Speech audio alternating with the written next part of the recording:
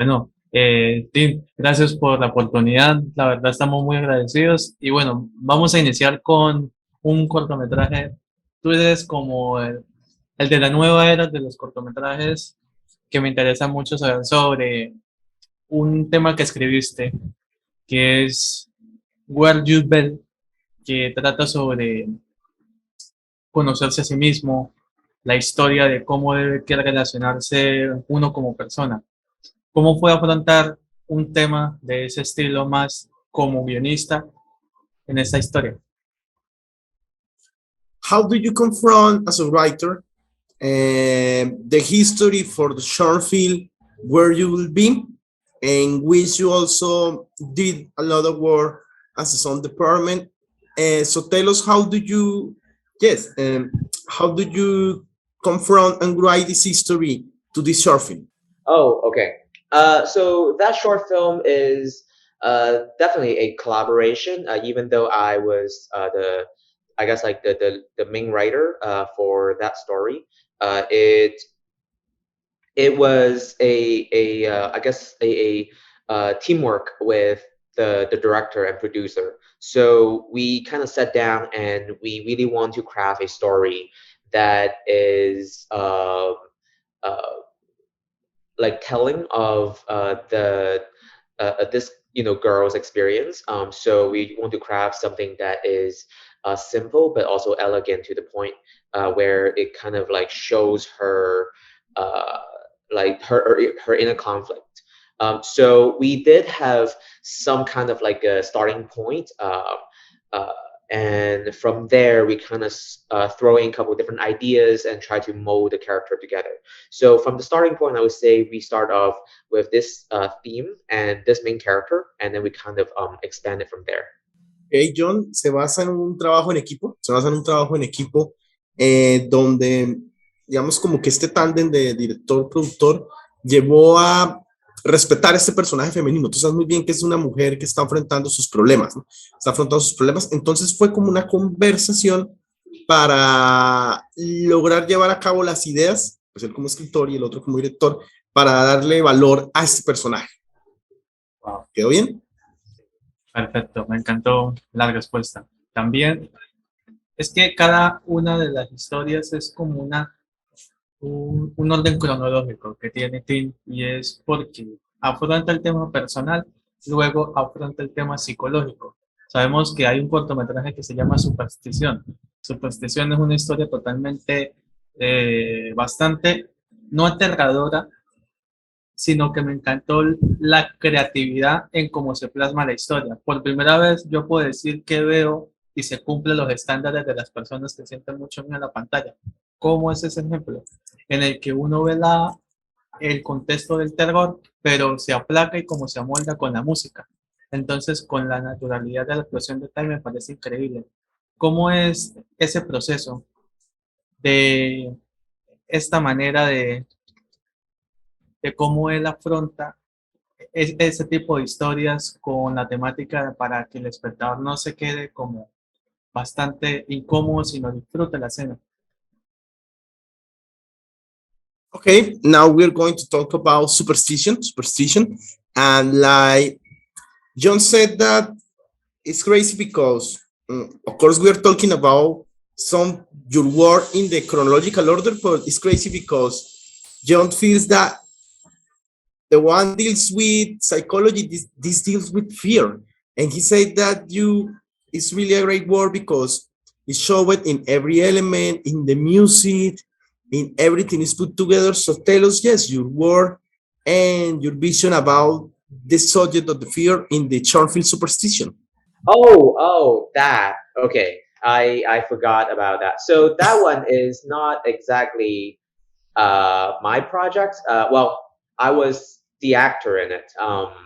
But for it was, I would say like it's all to Reese's credit. So it's his creation. And so for him, it was a project that has to go along with the song. Uh, the song Superstition. And so in terms of conveying like the feelings and all that, he actually definitely like gave me a lot of like notes in terms of like the desire, like what he wants, and the feeling that he would like me to convey. And from there, I try to also match it with the music. So it's a combination of both the music and the direction that or the entire storyline that the director gave me. So I would say like it's definitely due to the director's credits a lot. I like to say that as an actor, there are elements of preparation where you want to base your feelings and your qualities based on the like some kind of like an anchor. And in this case, I was definitely relying on the music as like a base layer where I try to understand and start from the music and then try to project it from it. That's a great answer and John will love it. John, vas a amar la respuesta. Porque sí, se debe mucho al trabajo del director. De hecho, fue basado, si tienes alguna sospecha, sí, fue basada en esta famosa canción Superstition. Pero fue como una conversación que tuvo, bueno, el director basándose en la música, aquí contiene el actor, y creo que incluso, y si lo notaste, se deja llevar incluso hasta por el ritmo del bajo, no sé si te das cuenta bastante. Entonces fue gracias a este trabajo en equipo, así resumiendo, que se logró con esta pieza que ya existe, lo que llevó a lo que te gustó. Espero que ella respondió de todo. Yo le dije que fue una gran respuesta. Claro, y también para complementar, felicítalo porque aparte de la actuación que es totalmente impecable, lo más importante es que cumple los estándares de que la persona que vaya a ver para que sienta tanto miedo en el terror que no se acostumbra, se adapte y como que se maraville más bien de la historia. Y también me gustaría que él de pronto comentase eh, ¿cuál cree que es la manera necesaria para evitar esas supersticiones en esa historia? Yes, what advice, watching this short film, of course, and the subject that deals, what will be the advice that you gave to the people so don't fall on superstitions? Oh, don't fall on superstitions. I would say, just like understand, where like why you are being superstitious. Like if something is bothering you, really try to understand the root in terms of where did that start from. If you're unsure, I always think that when something is bothering me, whether it is supernatural or not, I think a lot of it comes to my own lack of knowledge. So I would like to find out in a logical sense. Try to read more to just like really understand not just like everything around me, but also myself. I think that would really help in terms of like clearing any clouds that you may have that would lead to a superstition. Dice que la superstición se basa muchas veces en la falta de conocimiento. Trátese de un tema sobrenatural, supernatural, como lo quieras llamar. Según lo que entendí, porque fue una respuesta muy bella y créeme que por mí hasta repetiría lo que dijo y lo traduciría mejor. Como que intenta aclarar esas dudas, intenta aclarar eso que tú no conoces para que no te dejes llevar por la superstición, pero créeme que la respuesta de Tim fue 1000 veces más bella. And in fact, Tim, your answer was so beautiful and I am so bad translated that I promised to Jhon that I will, when this interview is over, I will rewind that phrase because, más, Jhon le diré, Jhon is writing a thesis about this subject of superstition and yes, he will let me, if he can use, of course, testing you, citing you, your phrase. Sure, yeah. Thank you. It's great. I just add Tin to the thesis. Ya Tin está en la tesis de Jhon. It's an amazing thesis, by the way. Almost all the people that we had interviewed here made part of that thesis. So, okay. Listo, Jhon. Genial. Bueno, te felicito, Jhon. No, gracias a usted también. También lo más importante de saber, saber de las supersticiones, pero también saber sobre las historias de vida, porque me gusta mucho una historia en la que obviamente Tim hace parte del contexto, que es Swine Straw es es sobre una mujer que intenta realizar sus sueños a pesar de la avanzada edad que tiene, pero lo bueno de esta historia es que trata como de superar esas barreras, esas dificultades que antes no podía y la puede ya ahora como adulta. Entonces, me gustaría saber cuáles son esos miedos que la gente percibe de pronto que en las historias, en el cine, no se pueden visualizar debido, no sé, a la falta del contexto, al momento de qué les desmotiva a la gente y qué los hace a otras personas poder continuar con su vida, más en esta historia. ¿Qué aprendió? Now we're going to talk about the subject of motivation because this is the subject that Jhon saw in Swim Stroke. We know that this deals with how the swimming helps to an elder woman to surpass some things in her life. So let's see if I understand the question. What do you think are the reasons sometimes that people don't feel this motivation in real life, and what they can find on this short film that I need to watch? Wow. So for that, I think again it is definitely due to the director's credit. So I believe her motivation is a lot of the society's like prejudice and the conventional uh, like the so-called conventional wisdom or conventional view that has placed up on the lady, and you know how the her of the people kind of just like follow this trend of trying to make themselves feel better. And so in that film, I think it has a lot of you know a lot of just there were a lot of societal pressure, that invisible pressure that has placed up on the lady to kind of like push her to the breaking point. And so to that, she really wanted to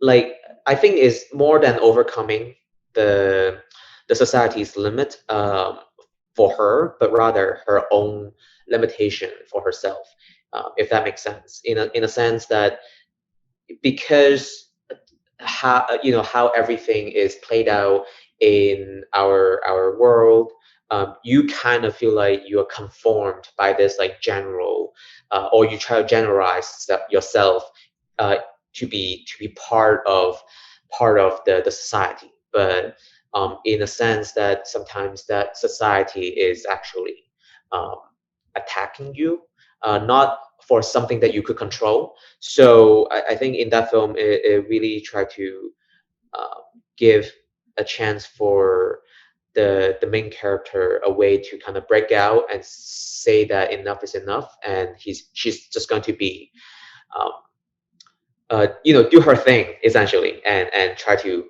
just like empower herself.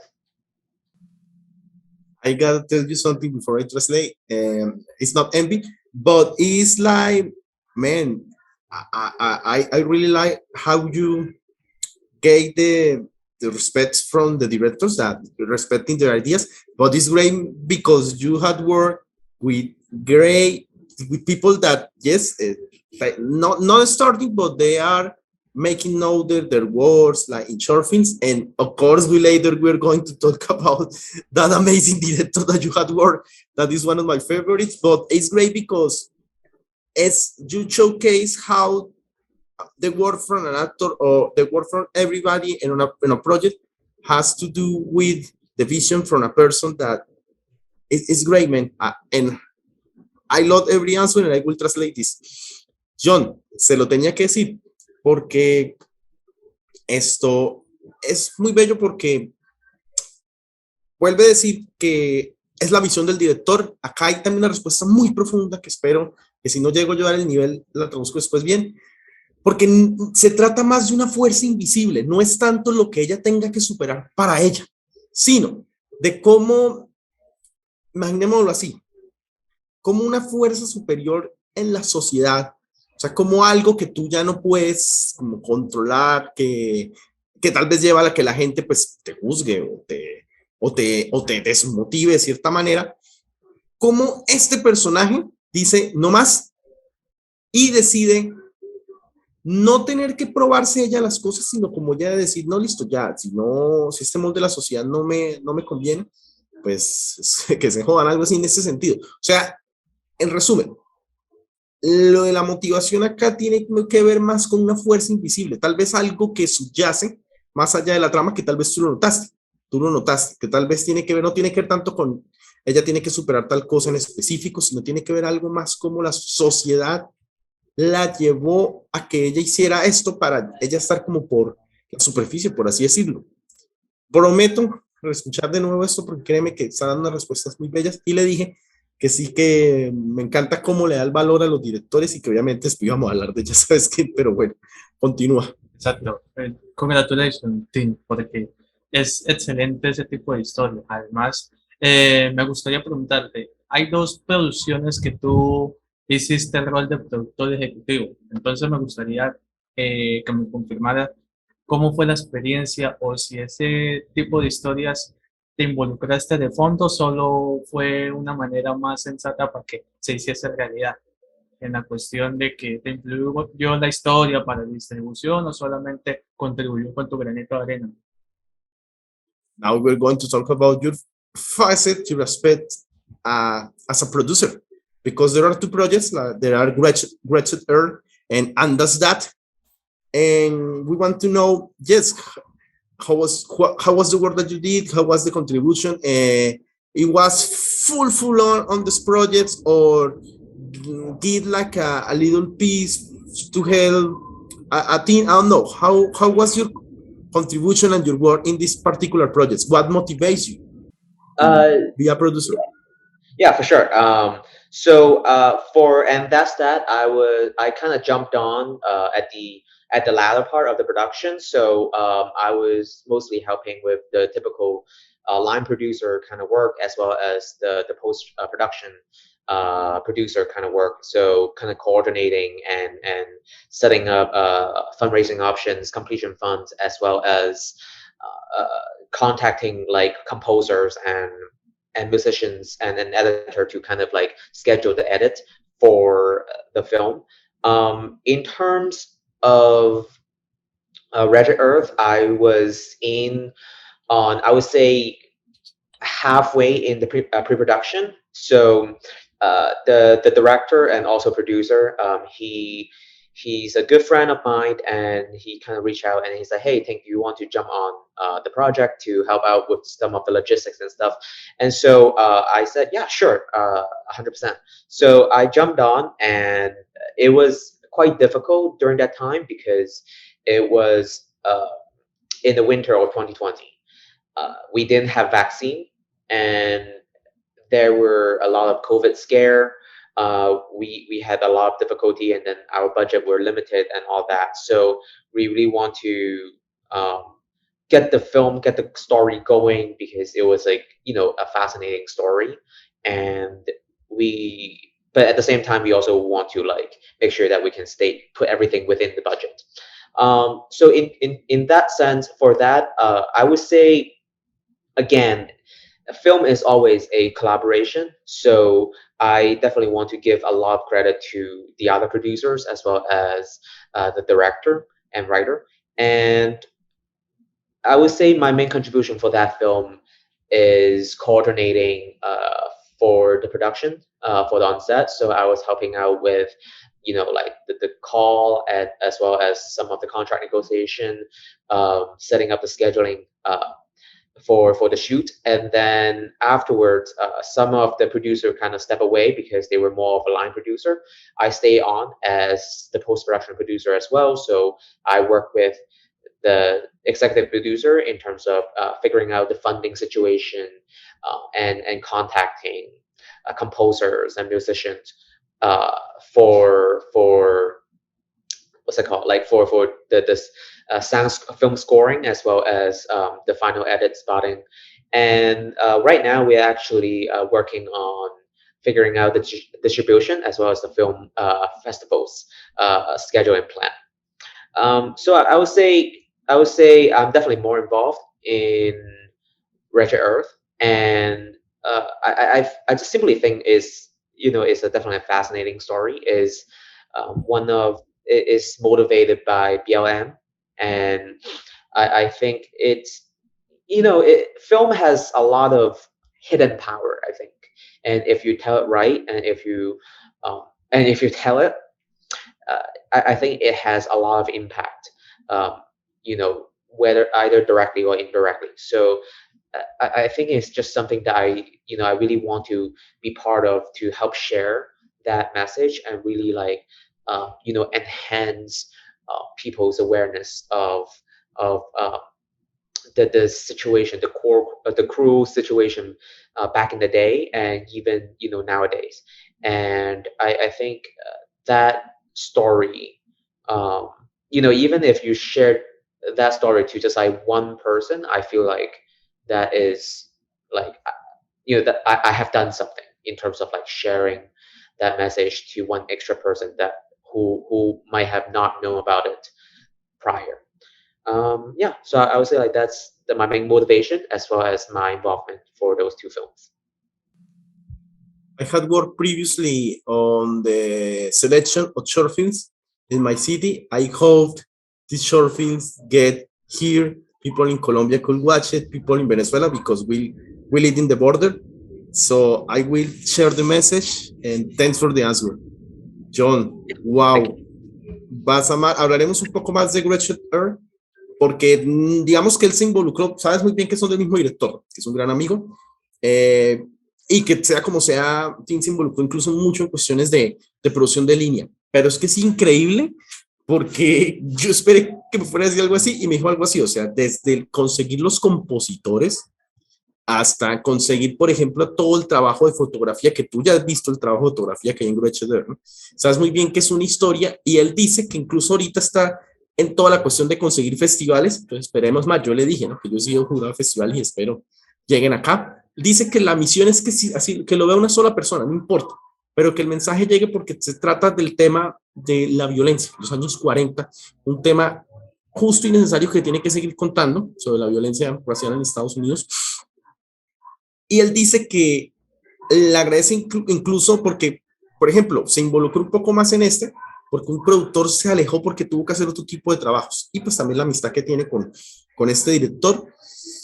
Yo lo único que digo es que ojalá este trabajo se pueda ver, o sea, es más, que sea el canal una forma de, y más, propongámosle, cuando el corto está acá.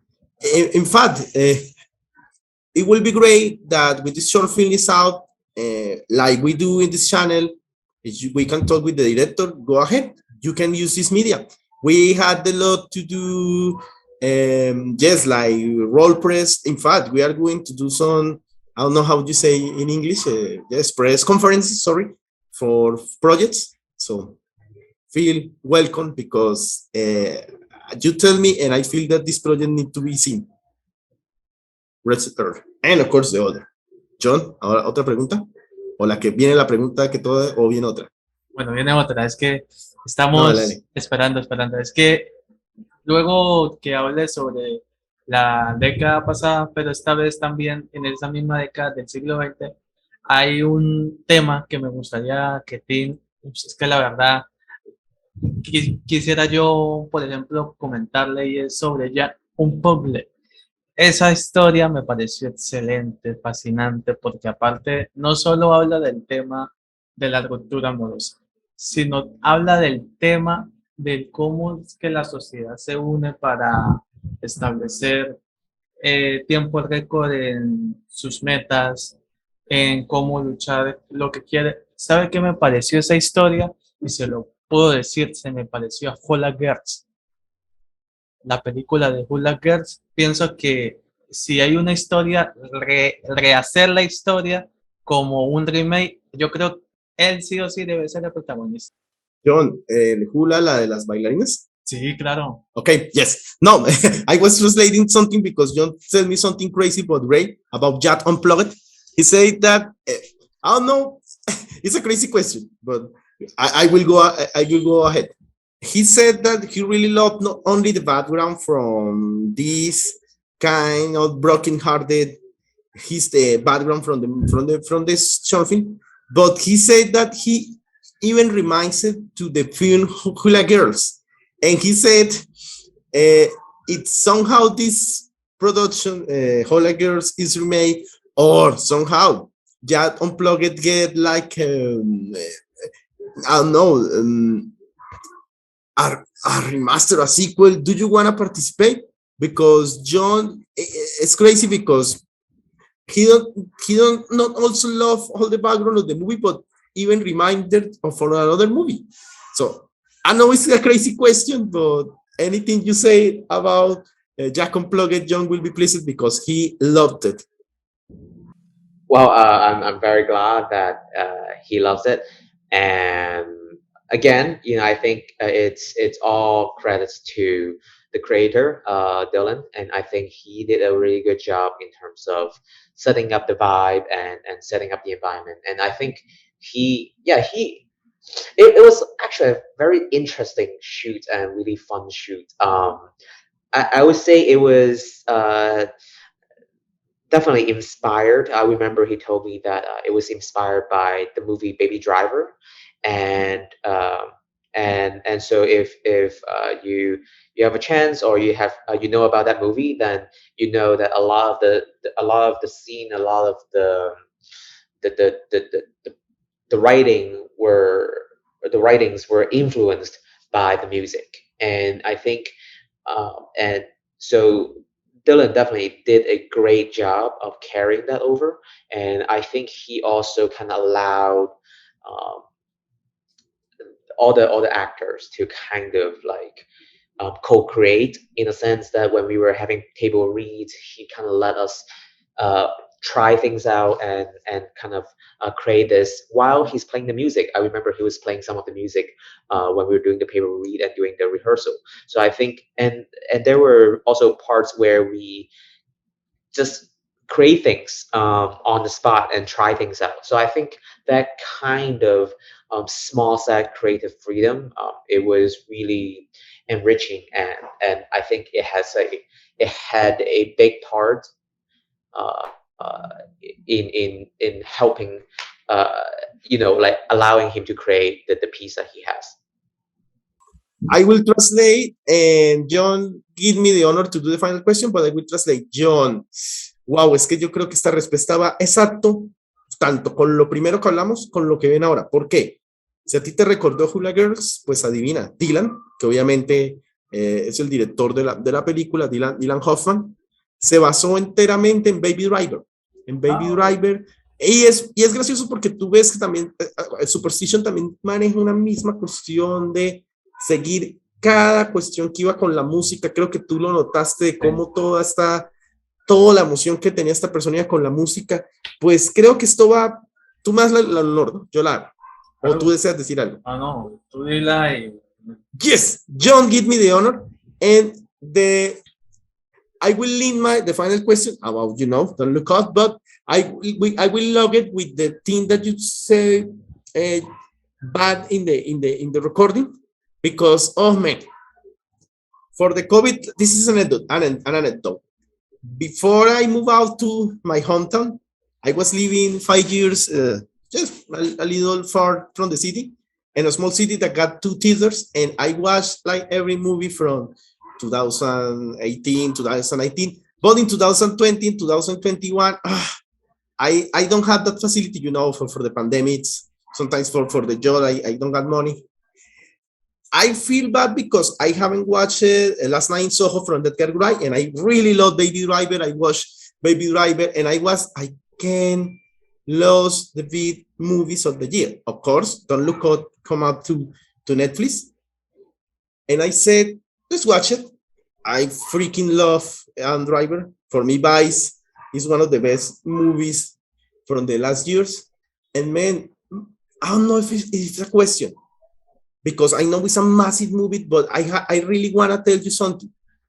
I was watching it, and I know you appeared in the beginning, and I was who is that man? Because yes, we got Jennifer, we got Leo, but I was like, who is he in the fact that he's compenetrating so well with the cast? Man, if I had to, because in this channel we had the loot for example, to have Kirill Nikiforov. He appeared in the first scene on Avengers. On Avengers, he's the guy that Scarlett Johansson killed the ass in the beginning of the movie. Man, I don't know if a question, but I had to congratulate you because we call it in Latin America robar pantalla, stealing that, steal the video screen, the small screen. Oh no, man, how was the compenetration with this amazing cast, this amazing director, and how do you feel to be part of the opening of this masterpiece? I know there are people that hate it. I am for the people who love it. I freaking love the movie. Let's talk about Don't Look Up, man. But I got to congratulate you. Like we say in Latin America, felicitaciones, te luciste. Thank you, thank you.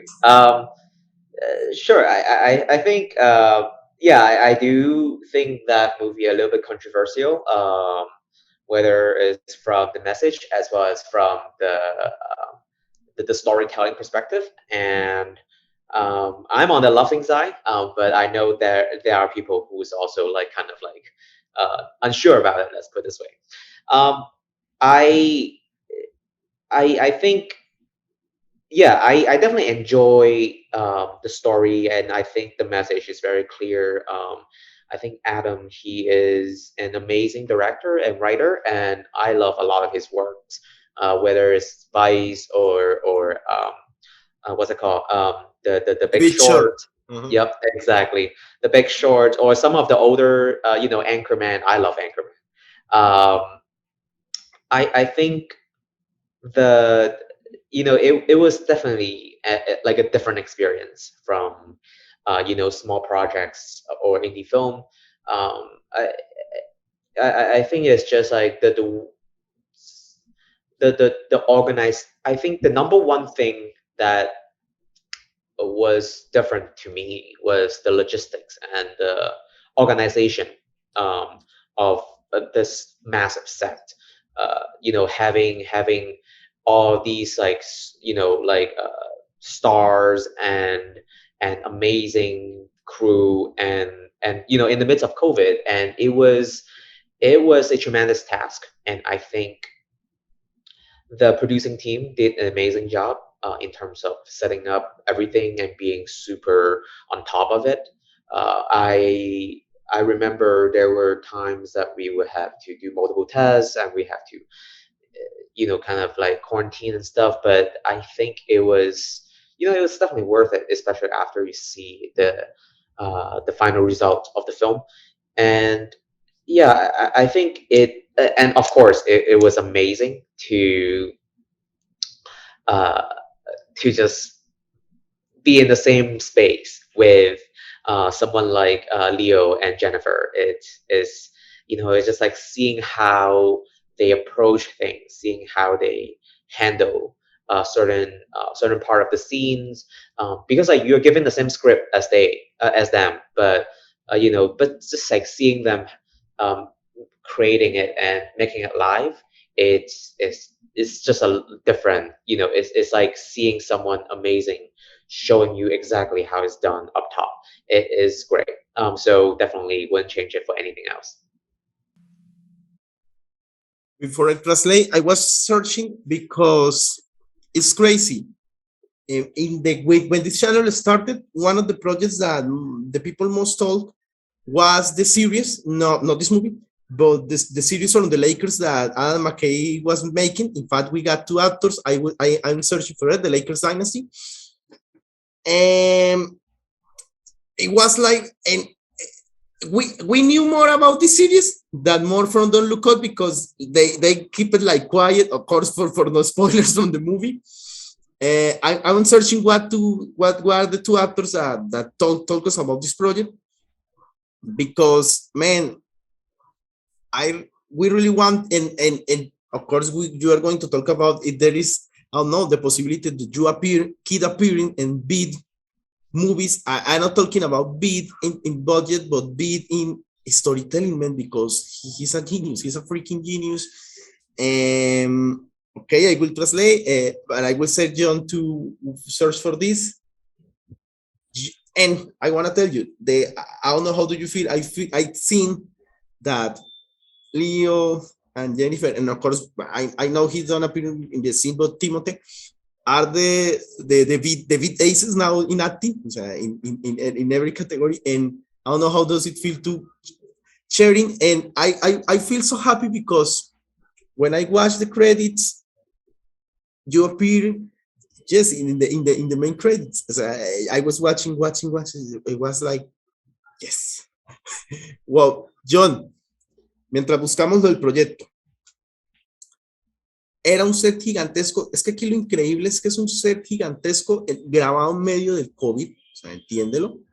Obviamente entendiendo lo increíble que es como escritor. McKay dice Tim que le ha encantado todo lo que ha hecho desde Big Short, Anchorman, Vice. De hecho, Vice es una de mis películas favoritas, forever. Esto es como ver cómo respetar esas palabras del guión, pero ver también cómo o sea, es que Jhon, y se lo dije en la pregunta, o sea, tú ves la película, está en la primera escena, me recuerda mucho a Kirill, o sea, uno decir quién es esa persona que está ahí, está diciendo las líneas de forma tan natural, está compenetrando, está ayudando a vender la película, es la primera escena, y cuando tú me dices es él, yo, wow. Yo creo que más que traducir, Jhon, es entender el hecho y obviamente preguntarle ahorita a ti si se vienen proyectos de esta magnitud, no sé si en presupuesto, pero sí en calidad, porque es que Jhon, o sea, y yo se lo dije, Leo, Jennifer y Timote son ahorita como los haces en la actuación, y tú lo ves ahí en esa escena, pues con dos de ellos, en medio de una grabación que tal vez hubiera sido difícil, porque le estaba comentando incluso que el proyecto estaba también guardado, que sabíamos más de la serie de los Lakers que en Unplugged, tú lo sabes muy bien. Jhon, si le quieres decir algo a ti antes del final, díselo porque yo estoy sin palabras. Por mí, yo me repetiría 10 veces esta entrevista y te la traduciría de nuevo. Yo lo único que le tengo que decir a Tin es la manera en cómo se desenvuelve ante un reparto totalmente magistral, es como saber de que hace parte o sea, gran elemento de la historia en el principio. Me hubiese gustado que Tim o sea, hubiera tenido como más cancha como para saber qué pasó con él, con el personaje, con su personaje antes de que todo hasta ahí. Solamente le preguntaría eso porque pues, lo felicito, Time. In fact, Jhon said something that I want to tell because, yes, the movie ends. We know that there is like a crazy cliffhanger in the end. I won't say it.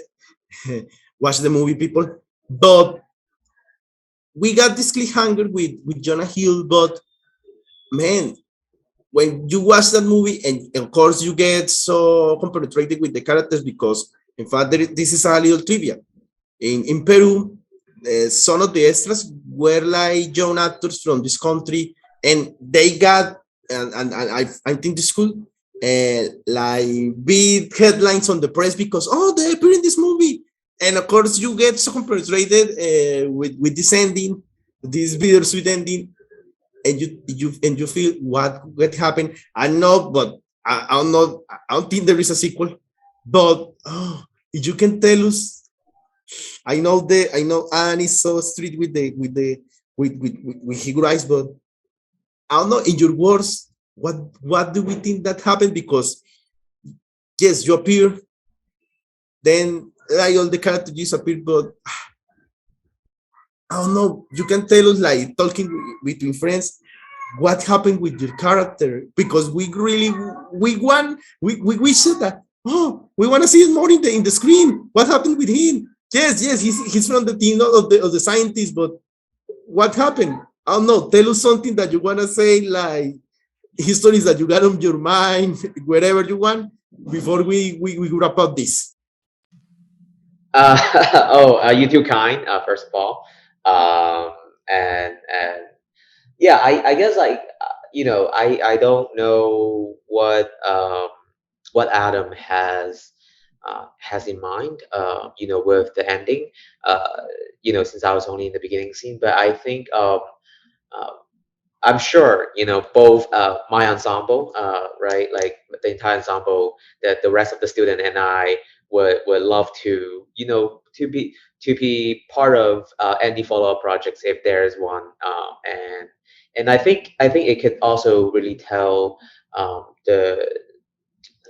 the unsung stories of there are scientists and researchers doing these kind of things every day, right? And I think everyone has like a unique story. Everyone has like a story to tell. So if there's something that uh, whether my character or any of my fellow students' character could be shared, I think it'll be really fun, and it'll be really interesting as well. Um, yeah, I guess like that's all I can say. I don't think Adam meant to have a sequence or anything like that, but I think it would be interesting. Either like Netflix decide to like pick it up, or yeah, who knows?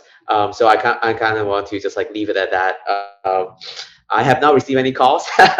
um, Hopefully, I can get some calls. I'm happy about that. I would be happy about that. So let's leave it at that. Until then, I will, continue to work on acting and work on new projects. For we end, I will tell you the data. The four actors that we interview here that appear on this Lakers project for now, they are, yes, elder ones like Rudy Quintanilla, he's amazing. Stewart Skelton, it's a fucking legend, sorry. Larry Butler, that he is like an unsung hero because he's one of the men. He worked even translating Ultraman, and he's continuing, and some people don't even recognize us for that. Yeah, man, you are we watch anime for you, like you deserve an statue. And a new actor called Oli Haskaby. Oli Haskaby appeared on Falcon and the Winter Soldier, and he appeared in this project. So with you, we formed like our own little metaverse from people that had worked with Anna, okay? And I feel happy for the elder one, but for the newcomers like Oli and yourself, man, the camera is yours. Tell us your social media. Tell us what we can expect next from you. Say hi to the people from Colombia.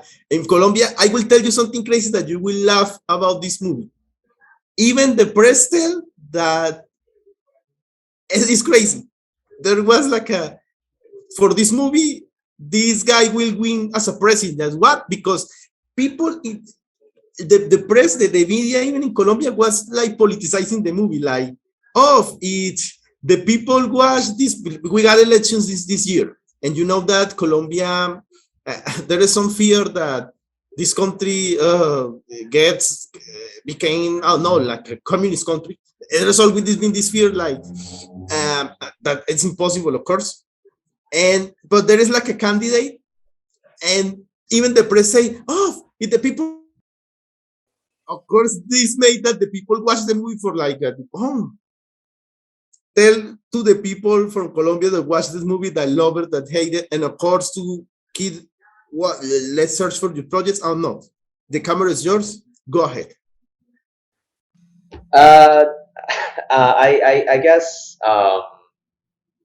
yeah. I mean, like to them, I mean, like I watch with an open mind, just like our earlier discussion before. At the end of the day, it hopefully it stays as a fictional story. So hopefully no comment is actually coming our way, and yeah, so I whether you are part of the Don't Look Up or part of the Look Up team, I would say, just like our discussion with superstitions, just understand what is bothering you and understand what's confusing you, and try to uh, look it up. In this case, Google, learn more about it and form your your own view about things. Don't let something like a movie sway you. So I hope you don't become one way or another just from watching a movie. Movie at the end of the day, it's I think it's two things. One is entertainment. It wants to take you out of your present stress or whatever is like around you that bothers you.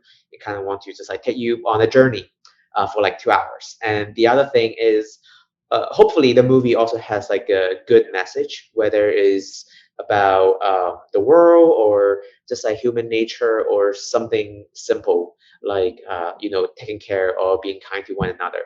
I think at the end of the day, a good story have I think they all embody similar messages, which is to love one another, to be kind to each other, and to be considerate. So I think that being said, this movie or any future movie, I hope to continue to kind of enhance those message, enhance those themes, and through this movie, I hope that people like me who could help bring these message for on behalf of the film creators and directors and writers. Um, we could help you kind of just like take you on a journey and also kind of like share something intimate with you. Give us your social media so people can follow you. Tell wherever you want. So, this will be like a next project I will be, or something you want to say, and gave a big hi to Colombian to the channel, man. Hi everyone in Colombia.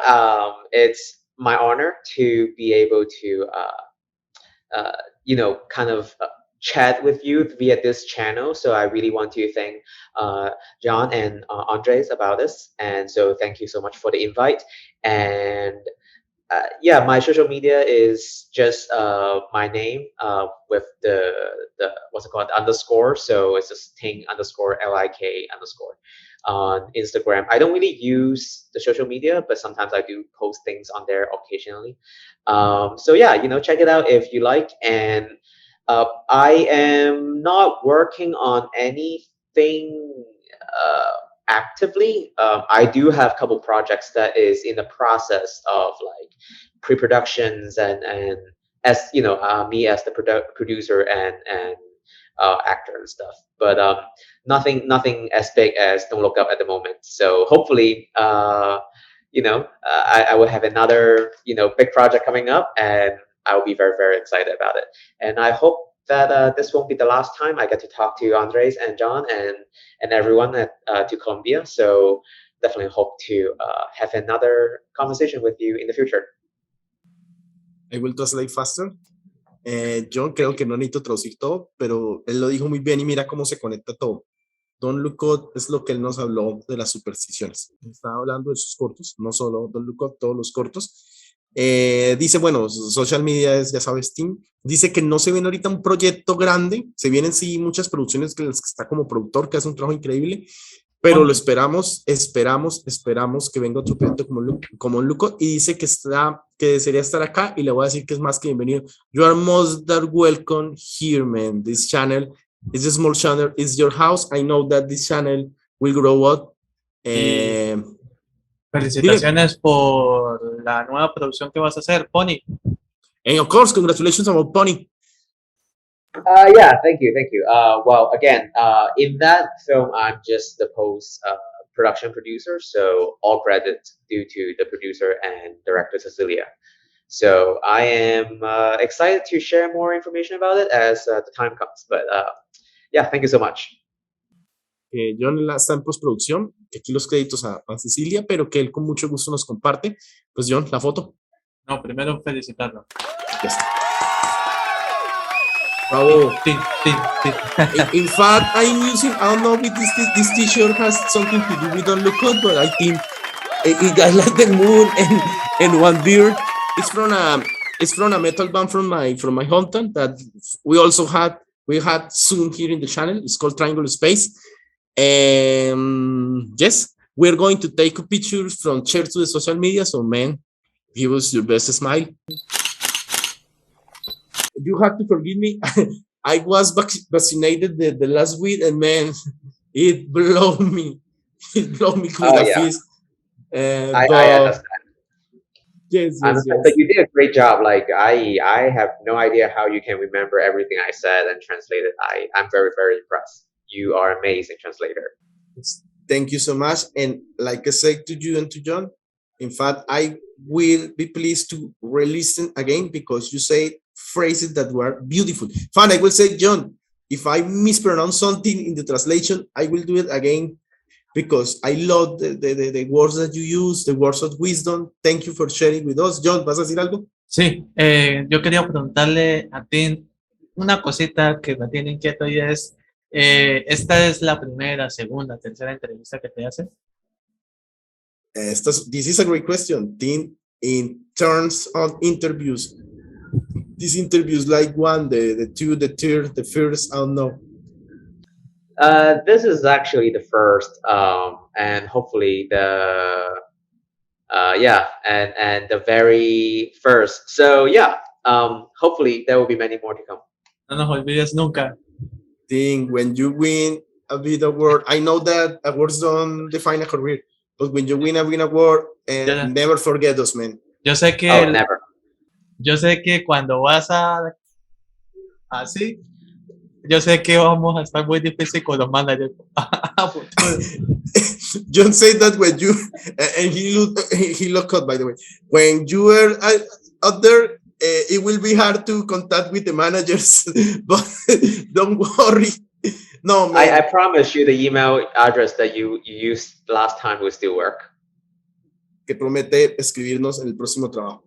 Muchas gracias, Tim, por esta oportunidad. Que pases un excelente fin de semana.